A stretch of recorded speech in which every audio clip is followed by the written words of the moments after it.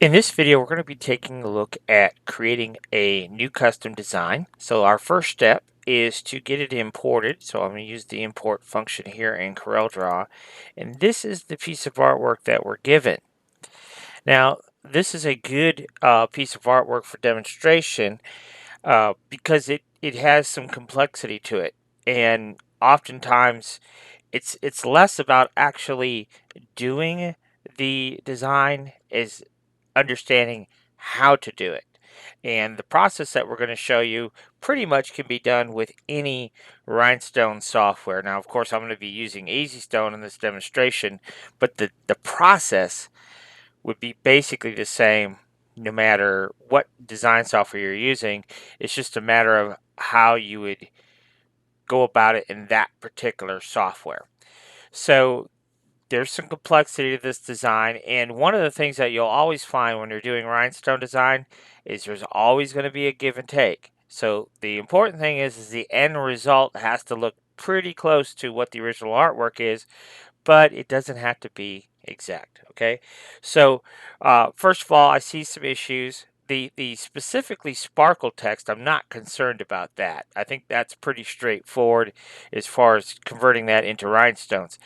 What is going to take us some time and some complexity is this kind of glittery gold background and this little bitty fairy.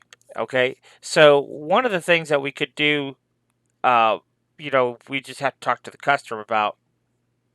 One thing that we could do, and this is talking about making uh, some changes, but in keeping with the original artwork theme, is the fairy could be much larger. I can tell you right now, you would not be able to create that fairy in rhinestones, probably any size. That I mean, it would have to be pretty big in order to create that fairy. It's too tiny. So we could scale the fairy bigger, and we could cut the fairy out of glitter or something. That's probably what I would recommend to the customer, or we would just have to leave the fairy out of it. It just would not look right in rhinestones, and I'll show you that as we get into the actual design part. But what I would probably tell my customer is scale that fairy 2 or 3 times bigger than what it is, and cut it out of vinyl, a glitter vinyl or something, um, and so you could still have it as part of the design, but it'd be a separate element. Okay, so the first thing we need to do is to scale our design, and so we're going to select our design and come over here to the specialty tab and hit set size, and I'm going to pick that little trailing deal on the far left. And I'm going to just go ahead and pretend that the fairy would be part of the design and pick it as my far right. So my overall width, typically on t-shirts and stuff, I wouldn't want to go wider than 10. But, obviously, you're the designer. You know what you're wanting to do, so you could pick whatever size you want. And then typically what I'll do for artwork is I'll go ahead and lower the transparency. So we'll click on the transparency function here in CorelDRAW, come over here and choose uniform. And you can see now it's kind of ghosted. We can still see the artwork, but it's a little bit lighter. And I'm just going to go ahead and right click and choose lock image. All right, now let's talk about stoning. Now, anytime that we're doing stones, um, and this is what I would consider a script text. That we always start when we're doing a script text. We always start from the far right and work our way left.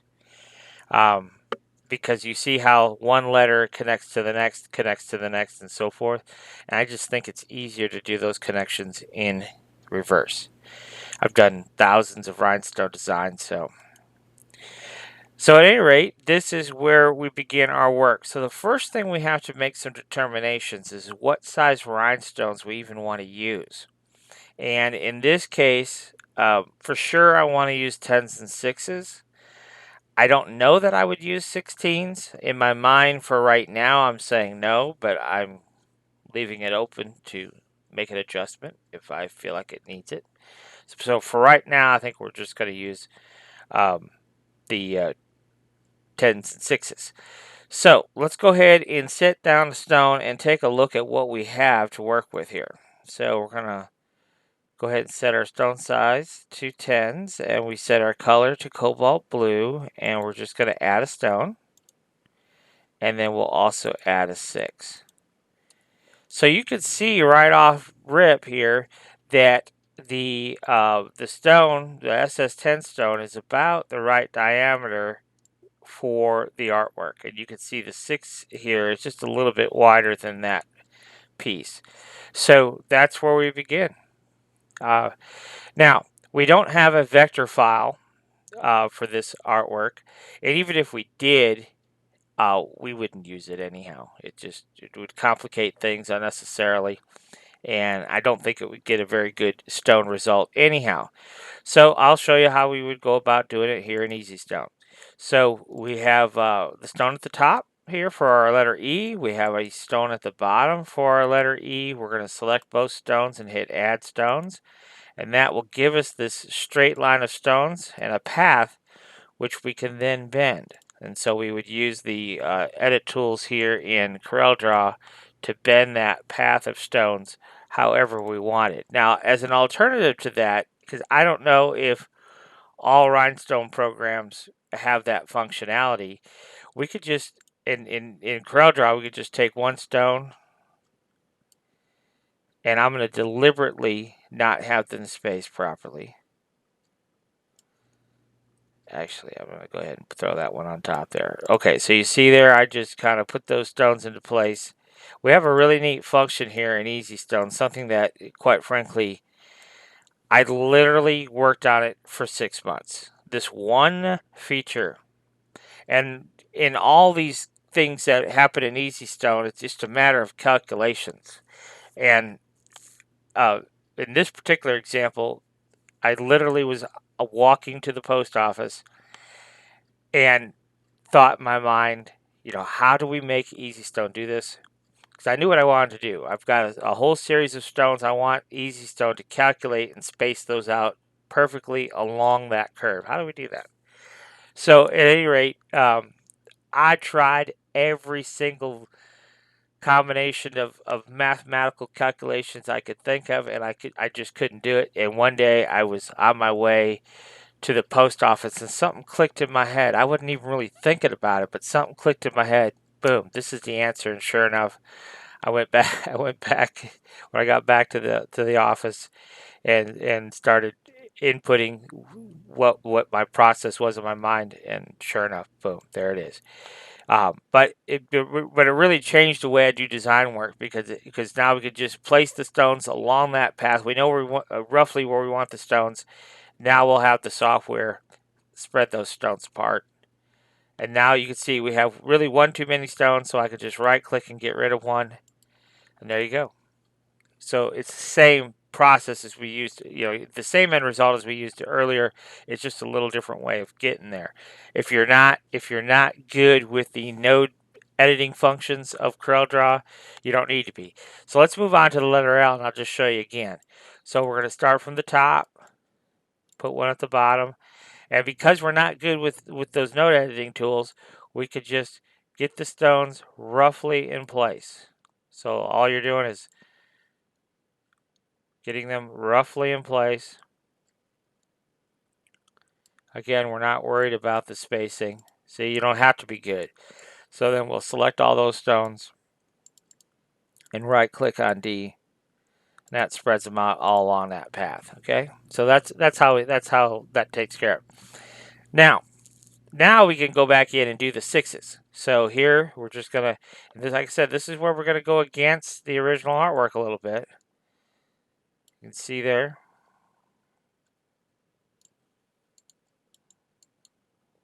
Okay, so there you go. And then all we're going to do is come in here and select all these stones and right click on D. You can see now those are all perfectly spaced apart. That spacing feature is probably not one you're going to find in many programs. I can tell you that does exist in the TRW Stone Wizard. So if you're using the TRW Stone Wizard, I do know that function does exist there. But the Silhouette Studio and some of those other programs, I doubt you're going to find that function. All right, so let's keep going here.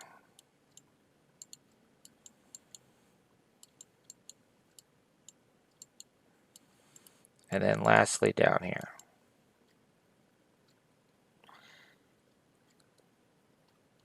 And I think we'll leave that one off. I think it might just be a little bit too conflicting. So I'm a real stickler for spacing, so you can see that those are not perfectly spaced. So I will go ahead and space them a little bit. You can see these are not perfectly spaced either, so I'll go ahead and space them a little bit. You can see now they're perfectly spaced. Okay, so we'll just keep going here. Now you see that little hook detail? I might start that with a 6 and then go to a 10. And then come down here and you can kind of see we have the same thing down here as well. And then we have to connect these two.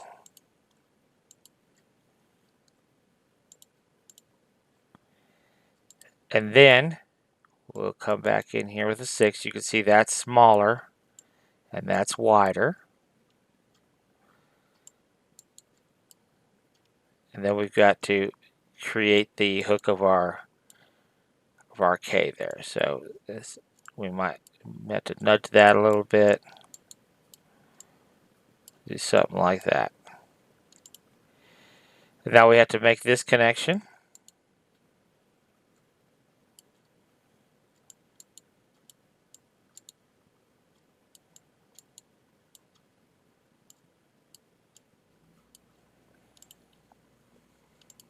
There you go.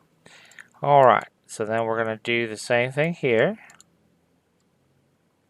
This little sparkle detail, we're just basically not going to have that. That was probably, I'm not sure if that was really part of the design or not, but we're just going to omit that part because it's too small of a detail to really incorporate in this design. So there we go. Come back up here.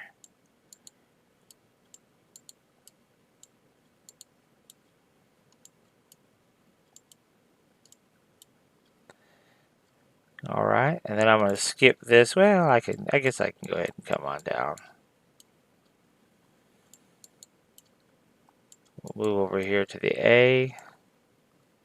So you can see it's really not complicated at all doing the actual design work. It's just understanding, you have to make some adjustments because the details in this particular design are pretty minute for as big as the overall design is. It's pretty good size. So it's 10 inches wide, but there's a lot of scripty type text going on. I think we'll make that a 10. Alright, so then we'll move over here to our P, and then just like we did with our K earlier, we'll add one there, come down,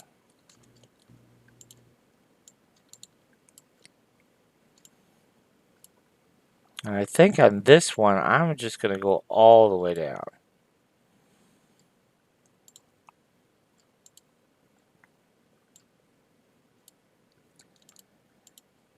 Okay. And then we'll come in here with a 6.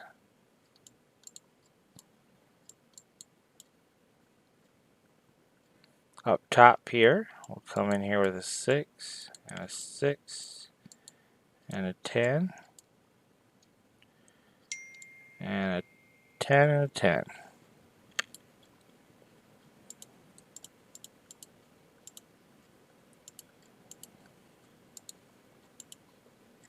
Something like that. Alright. And then for our S, we'll come in here.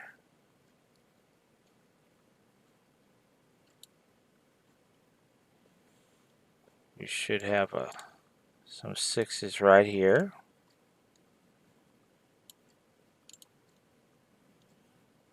We'll switch over to 10s. And I'm just going to place a few of these manually.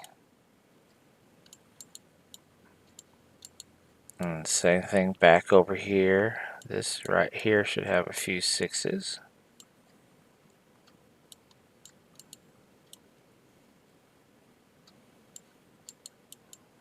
Couple of 6s there.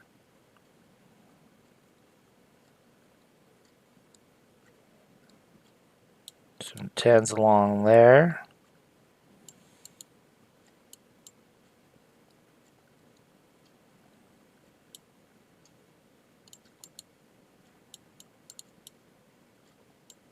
Alright. Now, we can go ahead and space all that out. So I'm just going to use the freehand selection tool here in CorelDRAW. Sometimes I'll change the color and make sure I've got just the stones I wanted, which I do. And then I can right click on D, and then the software will space all those stones all apart. Now, this is something we want to talk about because you can see right here, this original artwork is a little bit thicker here and a little bit thicker here. But because we're trying to recreate that in rhinestones, it's just not wide enough. To me, it's not adding to the design. Could we put extra stones there to make it look wider? We could, but it just wouldn't look right, and so we're not going to. Now down here we have a similar thing, but here I think I will try to do 2 rows of stones. So let's start with some 6s here, right here. So this is basically what we would have, 2 rows of 6s. Still 2 rows of 6s, and then I'm going to switch over to 1 6 and 1 10. And I don't know, it's my OCD brain. Anytime we have this 6 and 10, then I would do the opposite, going that way. So then we would flip it. That's just sometimes the way my brain works. So we'll do 6 and 10, going the opposite way, and we might just alternate that the whole way. Okay, now we get to the point where we're connecting.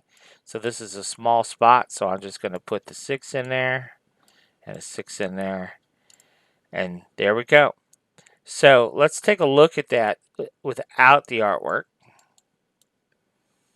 Let's throw a weed box around it. Let's move this a little bit more.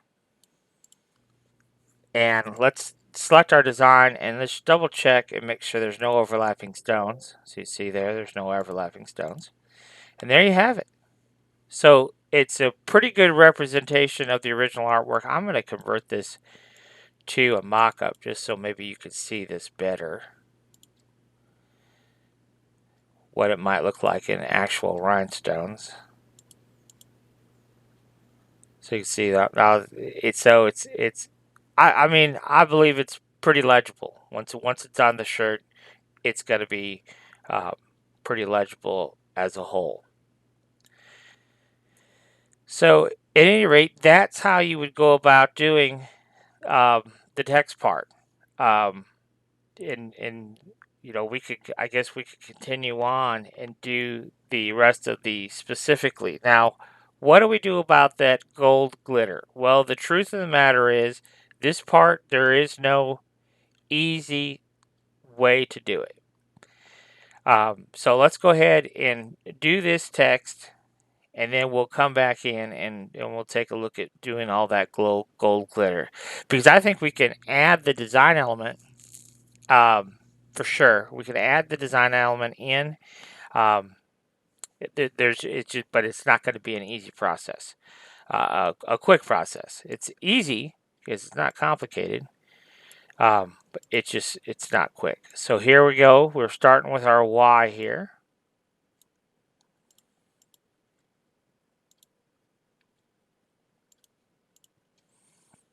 And then we're doing this little piece back here with 6s. And then we're going to do this piece out front here with 6s.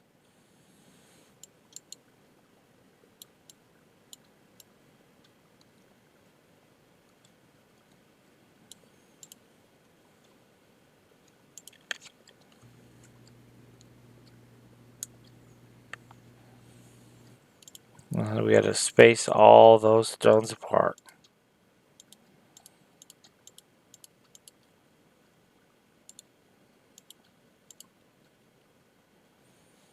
And then we're going to do this.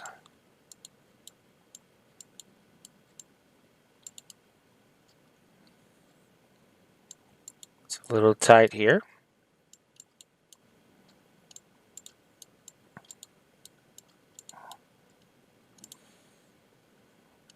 We're going to space all those apart.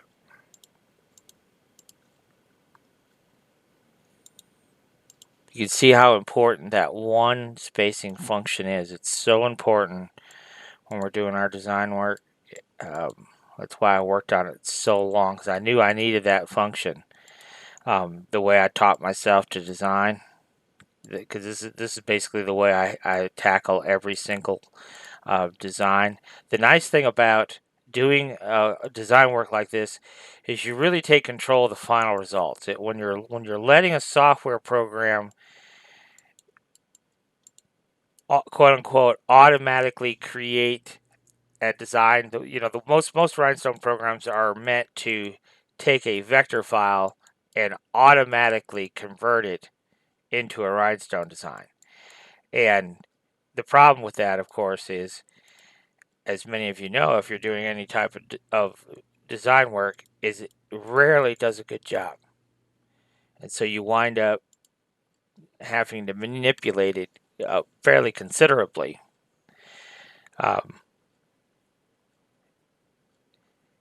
So I don't particularly care to.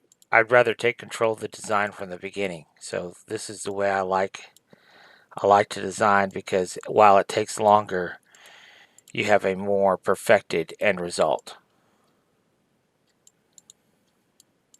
So you can see we're just using that same process as we did earlier. Gonna space these apart.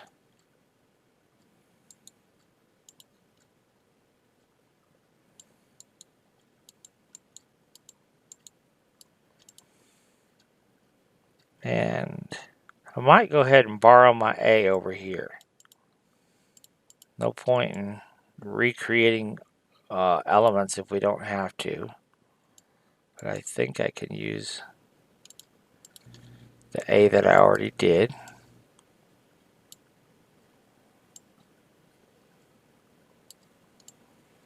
You see I get that part lined up, and then where it connects is where I got to make a small adjustment.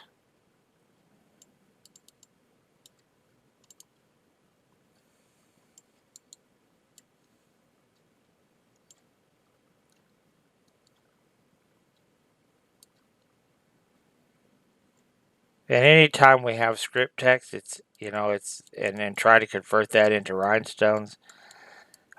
Sometimes it's not as legible as we would like it to be, but it's just kind of the nature of the fact that it's a script text.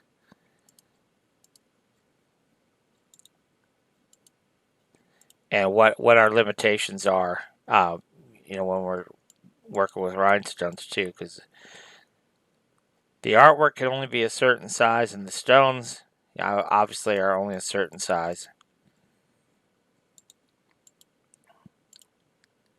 So sometimes there has to be a little bit of a give and take.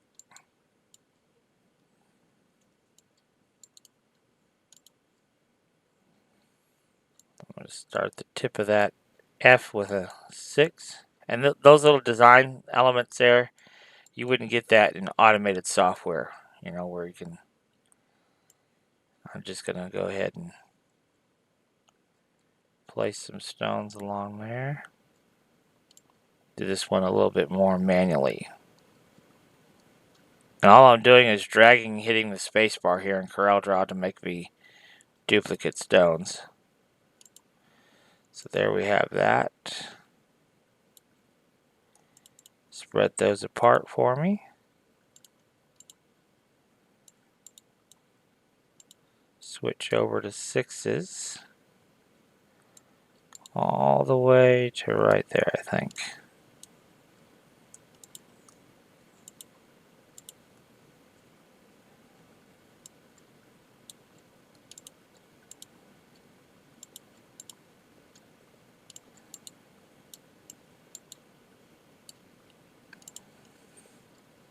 We're getting there. I'm going to go ahead and borrow my C that I've already done.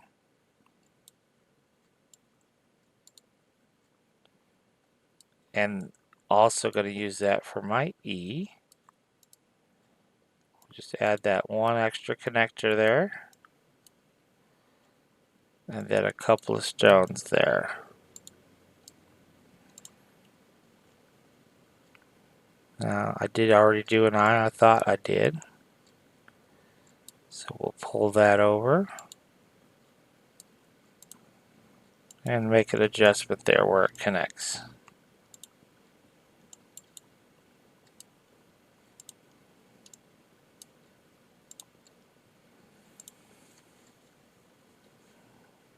And then I did do a P already.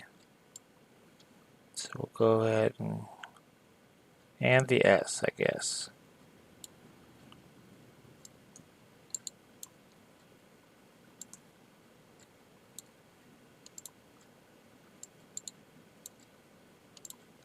Alright, now let's take a gander at what we've got. Let's see here, we need to delete these though.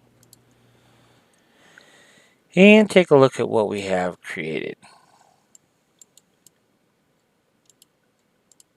I'm going to change the color to crystal, just because I think it'd be easier to see against the black. Sometimes that cobalt blue and black. There you go. So there is our specifically sparkle text, and it looks good. I think it's definitely legible, and that's that's a real important feature, obviously, that we want it to be very legible, and I think it does do that.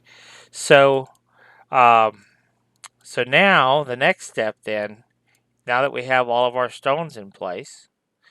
Then obviously the next thing, I am going to just double check that there are no overlapping stones. That's an important feature. It's a nice function in Easy Stone just to double check that there's no stones on top of stones. So it just goes through and checks every single stone in the design. There are 348 rhinestones in this design so far. So there you go. Okay. So how do we handle the gold? Let's go ahead and save this as long as we're talking about it.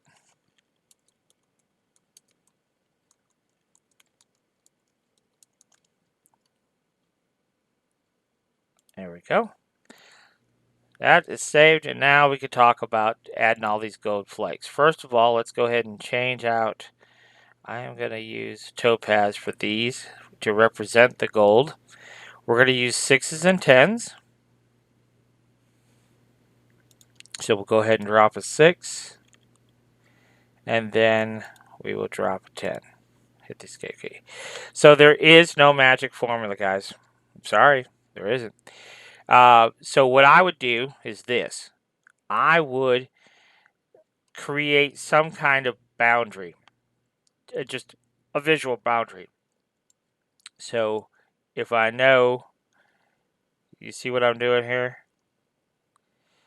I'm just adding some stones, like right here, this little starburst coming out. We could change that to a 6. It doesn't have to be in a perfectly straight line. We're just trying to represent like a little star coming out there, so we won't make it a perfectly straight line.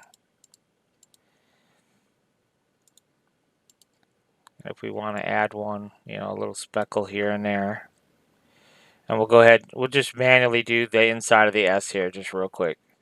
So we'll just, and even if it doesn't quote unquote look right now, I wouldn't stress over it too much, because once you look at the design as a whole,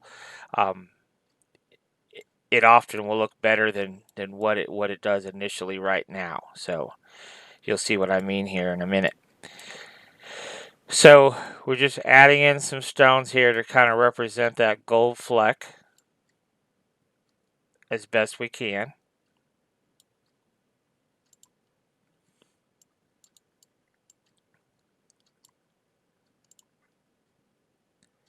And I'll just keep going here.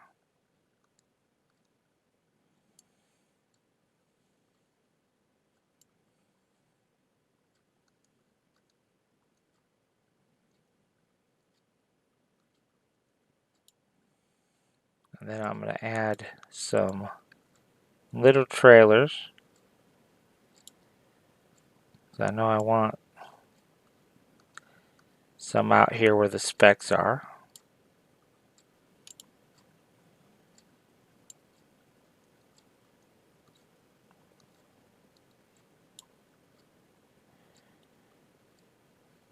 And let's go ahead and change that to a 6.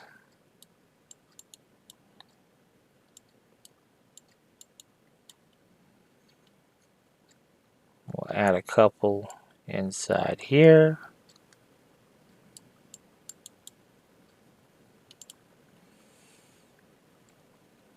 And then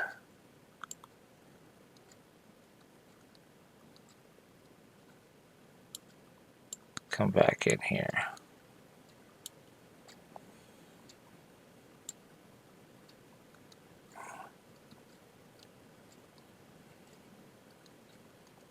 All right.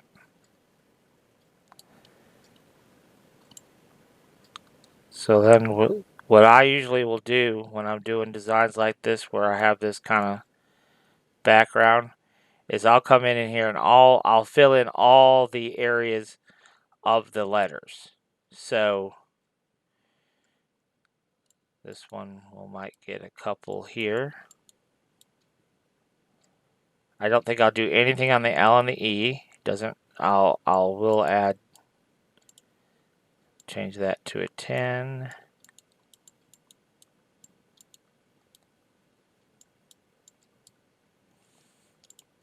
You know, it's all about interpretation at this point, so there's no real right or wrong. But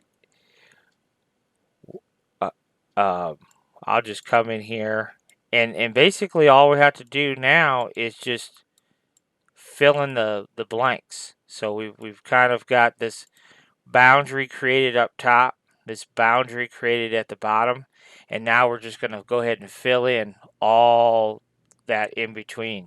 And the nice thing about it is because it's meant to be just kind of a sprinkling, it doesn't have to be very perfect. So it should be fairly straightforward as far as filling in the blanks here. So I'll show you. We'll just keep going here. Some areas you'll be able to fit a rhinestone. We could fit one there, so we'll go ahead and throw one in. We'll throw in a couple up here. And so all this space right here we could fill in, but we don't have to fill it in super dense.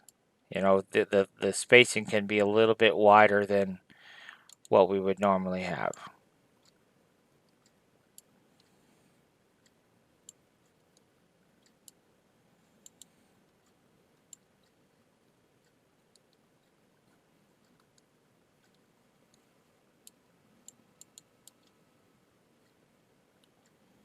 So you'll see this will come together pretty quick.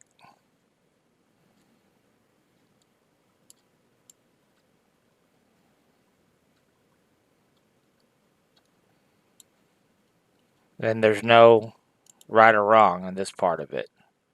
And that's going to make our design process easier too. Because the spacing doesn't need to be perfect.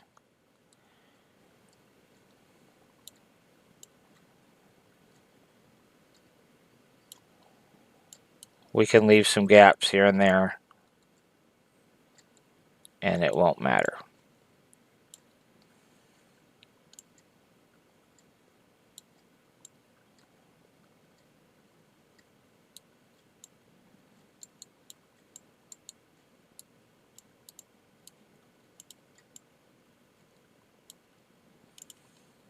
So far, so good. You see how it's coming together relatively quickly. So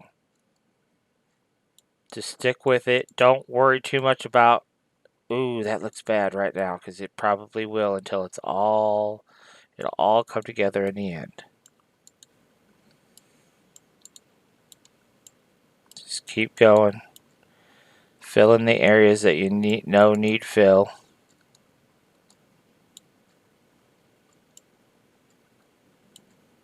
Throw in some different size stones that will help give the illusion that we're looking to achieve.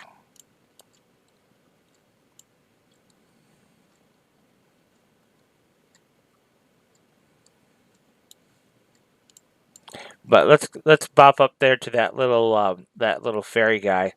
So you could see that it would, that stone for her head, and you could see that it would be almost impossible to, given how intricate and tiny it is, that you could do anything to make that look like an actual fairy.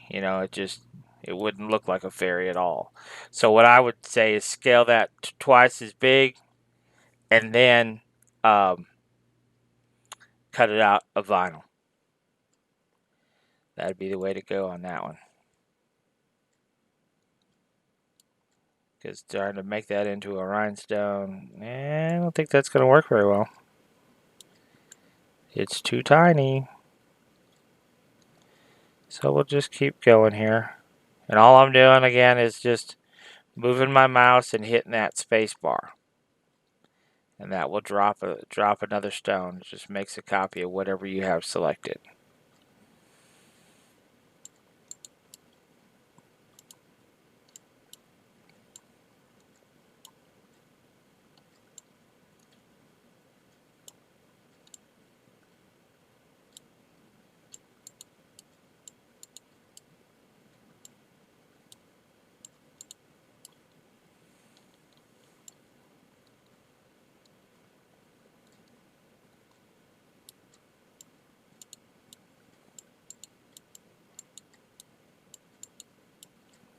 See, there's no real rhyme or reason to what I'm doing.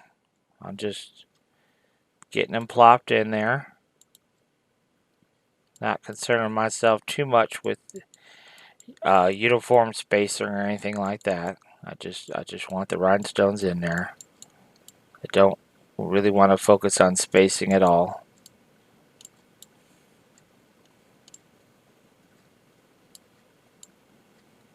It's hard. My mind wants them all equally spaced, but to create this look that we're looking for, we don't want them all equally spaced. So.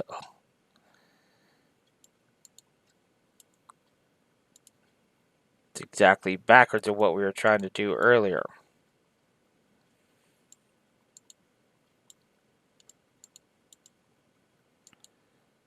Boy, that's tight. So we won't be able to put any more in there.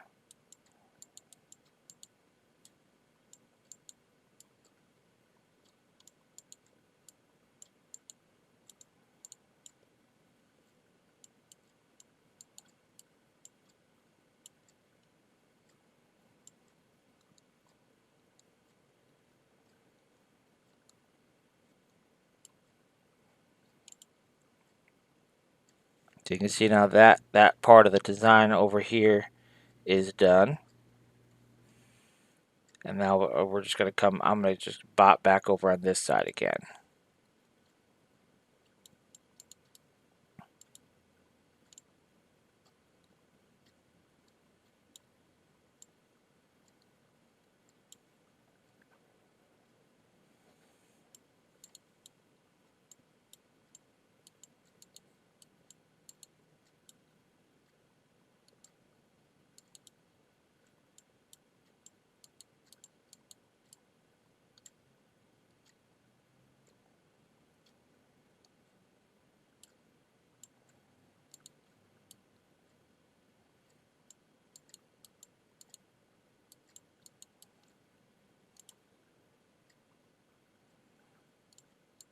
We'll add some inside here if we can.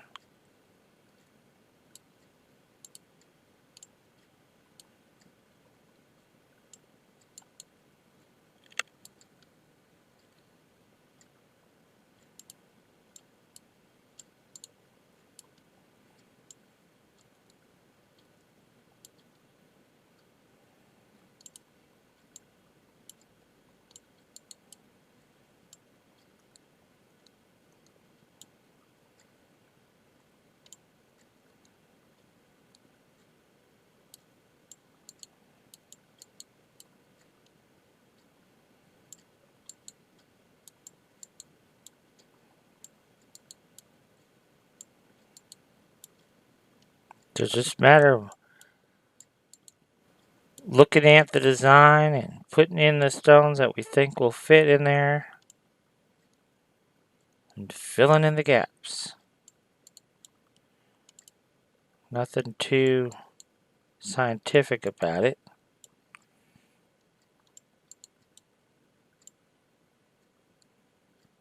I love doing scatter designs because it,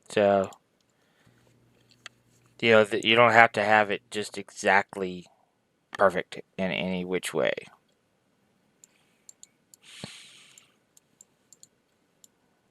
It's meant to be scattered. And I'll tell you this, the more you do it in terms of design work, the easier it will be for you to see and just knock it out. So I don't know of any computer software out there that is going to be able to take this type of design, especially in a bitmap format, and quote unquote convert it um, and give you this same end result, in terms of once you see this design complete, you're like, yeah, okay, it took us a little bit of work, but boy, the finished product is just really going to speak for itself.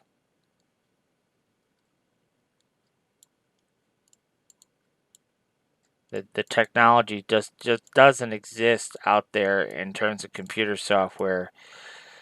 Um, I've never seen a Rhinestone program convert anything into a design that I'd actually be proud to put on a shirt, to be honest. I don't care what software it is.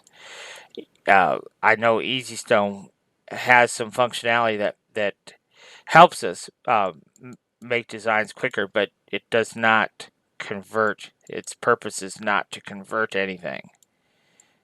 Its purpose is to have some design tools in it to help us make the design process easier, but it does nothing to convert anything. We as the designer are the converters.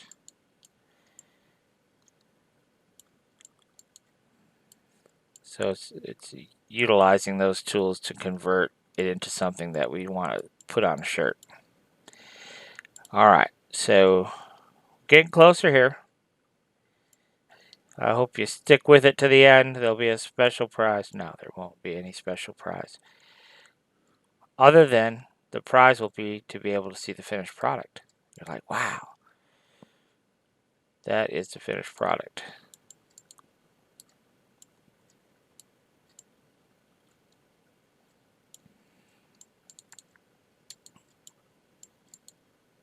Alright.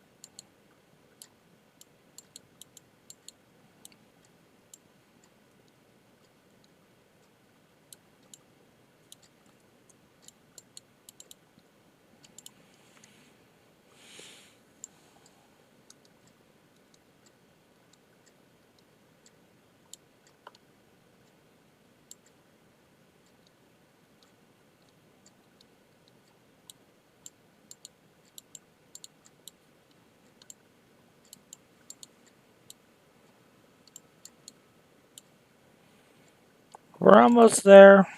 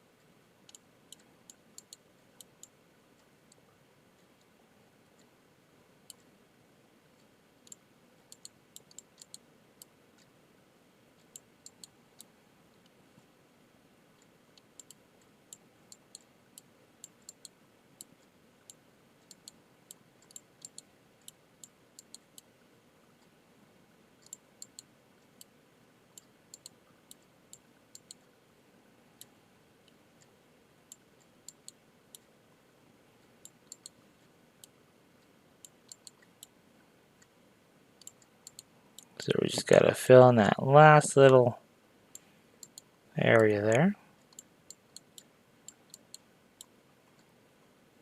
There we have it, folks. That is the finished product. So let's go ahead and pull that away. Throw a weed box around it. And that cobalt blue never shows up well. So I'm just going to go ahead and grab the cobalt blue and change the color because it just never shows up very well on black for some reason. But if we give it some other color, just even we'll do Capri blue usually shows up much better. And we can fine tune if you see an area that you would like some stones in, like there's a little bit bigger gap there, we could change that to a 10.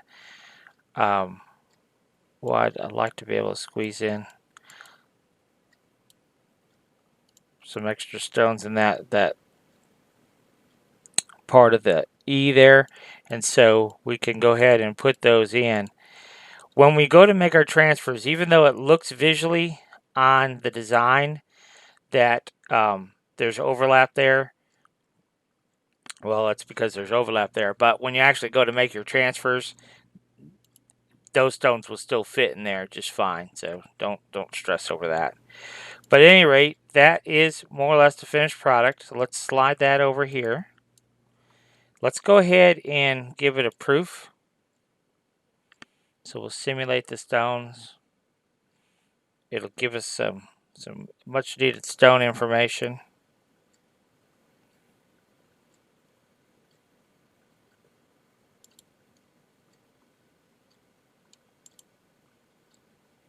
And we'll go ahead and put it back on a black background. That's it. So that is the finished product. The only thing that we have to add in up in the upper right hand corner is the little fairy in vinyl, and that will give us our finished product. So hopefully you have a better understanding of how we would tackle those more complicated designs, and give this one a try yourself. Thanks for watching.